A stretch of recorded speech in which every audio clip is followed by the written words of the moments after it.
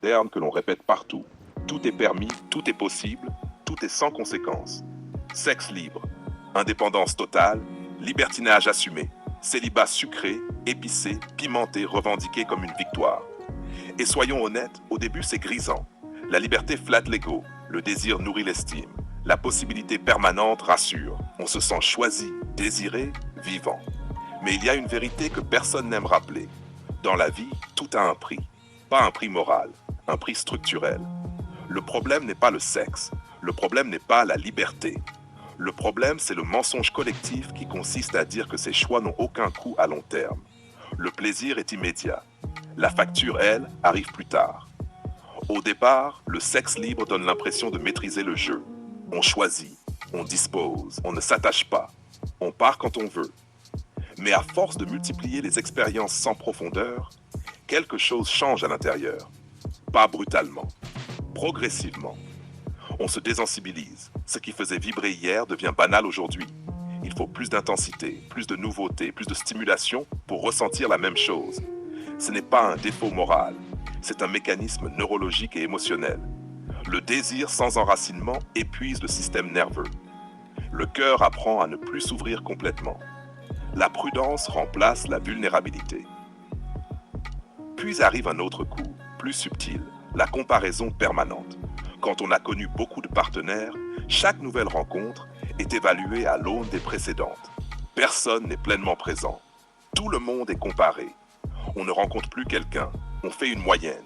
Et quand la comparaison devient constante, le lien devient fragile. Car dès que surgit la frustration, l'esprit sait qu'il existe ailleurs, mieux, différent. La porte de sortie est toujours ouverte. Et une relation profonde ne se construit jamais avec une porte de sortie mentale permanente. L'indépendance totale, elle aussi, a un prix. Être indépendant, c'est apprendre à tout gérer seul.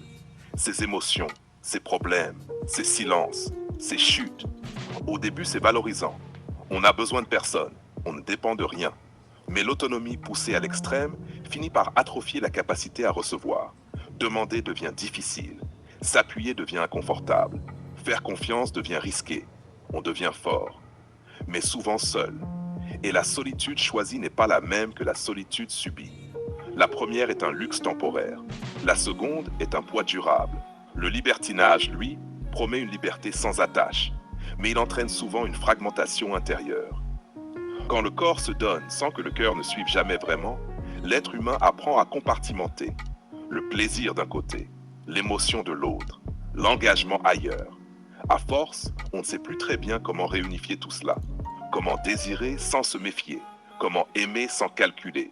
Comment s'abandonner sans se protéger. Et ce n'est pas le nombre de partenaires qui crée ce phénomène. C'est l'absence de sens.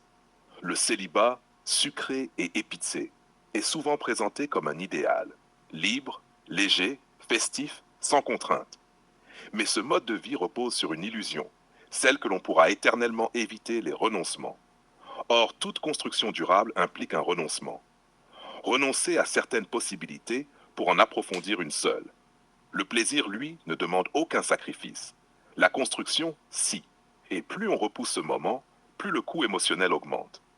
Il faut être clair, ce discours n'est pas une condamnation. Certaines personnes choisissent consciemment ce mode de vie. Elles en acceptent les limites. Elles ne se mentent pas. Le problème commence quand on vend ce choix comme neutre, universel, sans conséquence. Parce qu'un jour, beaucoup se réveillent avec une question silencieuse. Pourquoi est-ce que je me sens vide alors que j'ai tout vécu? Ce jour-là, ce n'est pas le manque de liberté qui fait mal, c'est le manque de profondeur. La maturité, ce n'est pas d'avoir tout expérimenté, c'est de savoir ce qui mérite d'être vécu pleinement. La vraie liberté n'est pas de multiplier les options, c'est de choisir une direction en connaissance de cause. Chaque style de vie a un prix. Le plaisir a un prix. La solitude a un prix. L'engagement a un prix. La famille a un prix. La fidélité a un prix. La question n'est jamais qu'est-ce qui est autorisé. La vraie question est qu'est-ce que je suis prêt à payer et pourquoi. Et c'est là que commence l'âge adulte.